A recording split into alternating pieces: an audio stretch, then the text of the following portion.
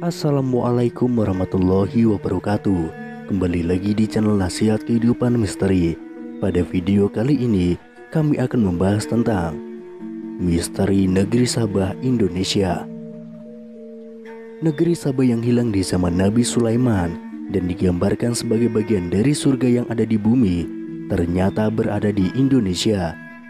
Fakta mengejutkan itu disampaikan alim matematika Islam Kiai Haji Fahmi Basyah Hamdi melalui penelitiannya selama 33 tahun lebih sejak tahun 1979 hingga kini.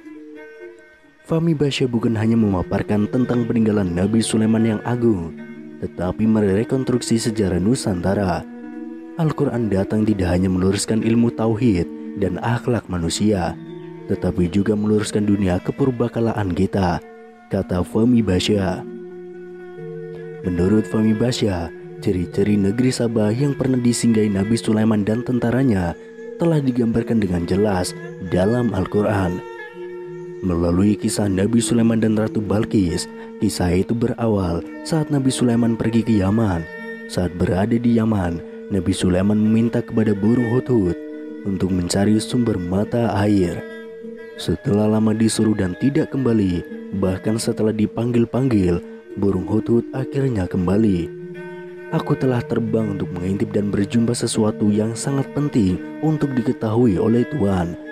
Demikian kata burung hudhud kepada Nabi Sulaiman. Pernyataan itu mengundang rasa penasaran Nabi Sulaiman. Dilanjutkan burung hudhud saat sedang mencari sumber mata air. Dia terbang jauh dan melihat satu negeri yang sangat indah.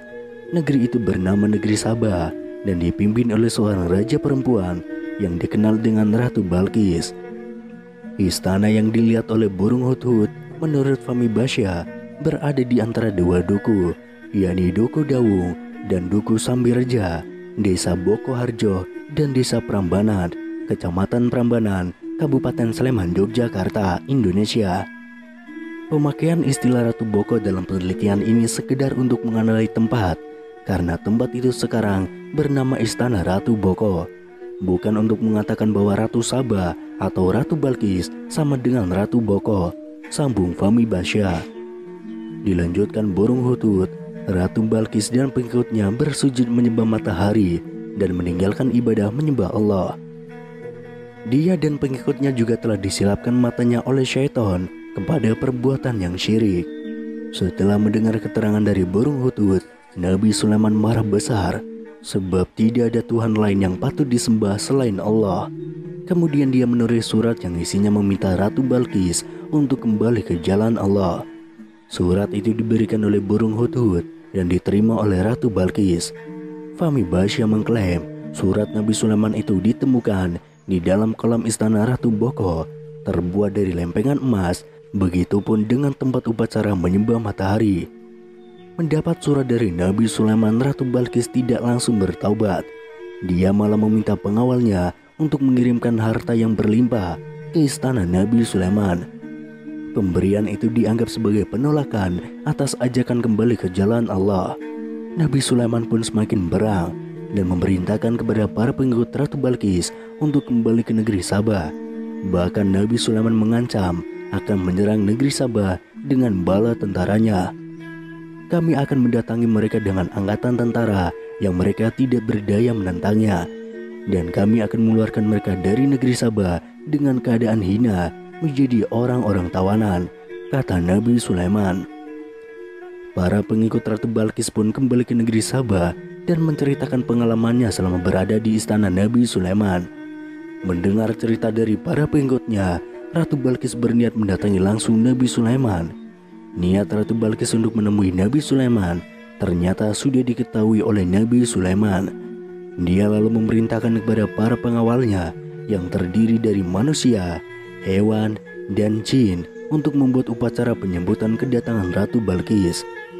Hai pembesar-pembesar, siapakah di antara kamu sekalian yang sanggup membawa singgasananya Ratu Balqis kepadaku sebelum mereka datang kepadaku sebagai orang yang berserah diri, kata Nabi Sulaiman kepada para pengikutnya. Di antara pengikutnya dari bangsa jin menjawab sanggup. Aku akan datangkan kepadamu sebelum kamu berdiri dari tempat dudukmu. Sesungguhnya aku benar-benar kuat untuk membawanya lagi dapat dipercaya, jawab jin Ifrit. Pengikut Nabi Sulaiman lainnya dari kalangan manusia berpikir menimpali, aku akan membawa singgasana itu kepadamu sebelum matamu berkedip. Terang pengikut Nabi Sulaiman dari kalangan manusia. Sebelum mata Nabi Sulaiman berkedip, singgasana Ratu Balqis yang berada di negeri Sabah telah dipindahkan ke hadapan Nabi Sulaiman. Puji syukur atas nikmat Allah pun dipanjatkan oleh Nabi Sulaiman saat melihat pemandangan itu.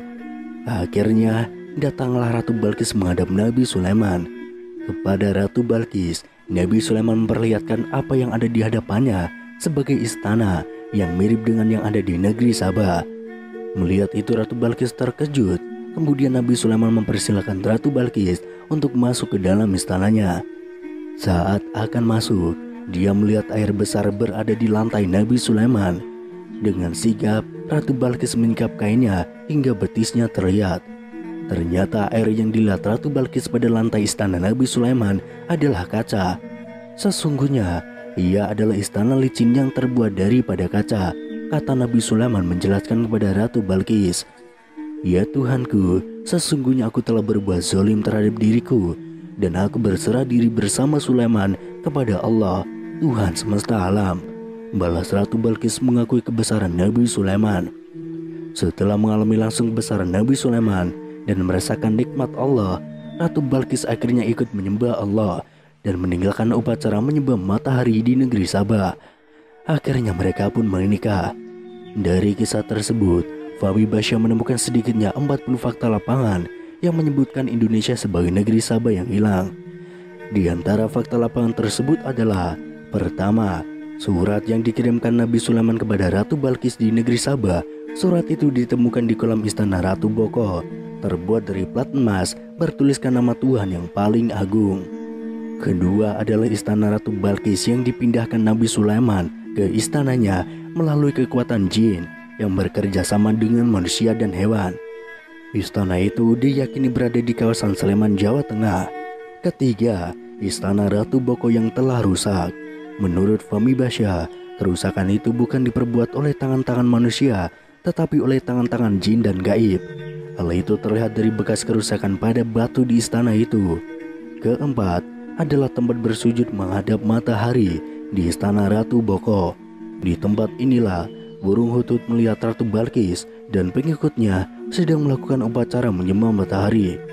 Kelima adalah tamatsil Ratu Balqis yang sedang menyingsingkan kainnya ketika disuruh masuk ke istana Nabi Sulaiman yang dia sangka adalah air besar.